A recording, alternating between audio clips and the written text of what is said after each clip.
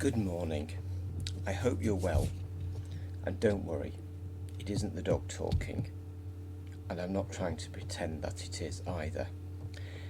I'm introducing you to one of my prized possessions.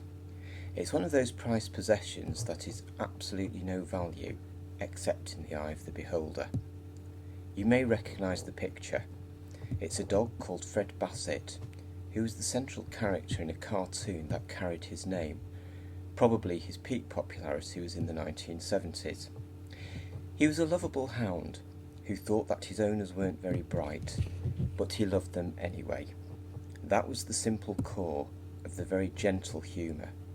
I think the strapline was something along the lines of Britain's most lovable Basset hound, which was probably a safe statement given there were no other cartoon Basset hounds around at the time. Anyway, I loved it in my teens. And a friend who knew this took the trouble one Christmas to paint this stone for me, so you can see why it's special to me. It sits in my study and I look at it from time to time. And like all simple objects, it evokes deep emotions. It reminds me of a happy childhood.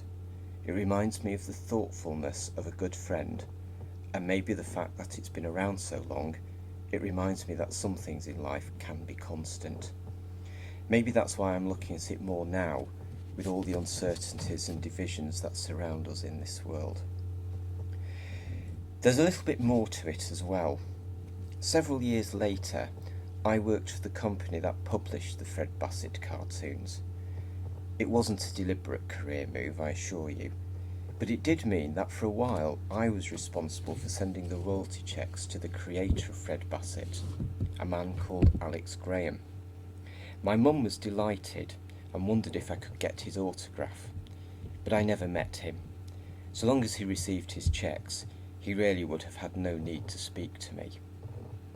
Alex Graham was often asked if he based Fred on his own dogs, and he used to answer that Fred had more in common with himself than with anything else. So there's something more about this stone. When I look at it, I see two things. First of all, I see the handiwork of my friend in it. That's a relatively easy spot. But with more effort, the second thing that I can see is something of Fred's proud creator in it. That's more of an ask, because I have to piece together what I know about the cartoon and what I've read about Alex Graham to be able to appreciate that. Looking at this stone is a simple thing to do, but I'm actually doing no more with it than we do with each other. When we look at each other, we can see two things. Firstly, we see the handiwork of those who have been important in our lives. We can see the likeness of our parents, and we can see their influence and the influence of friends on our character. But if we look deeper, we can also see our creator. Yes, we do have to work harder. We have to think what we know about our creator, maybe read a bit about them, and we have to connect with the life of the person we're looking at. That does take some effort, but it is worthwhile, because when we do that, the people we know become more than painted stones, but truly come to life as a person with the stamp of a proud creator on them.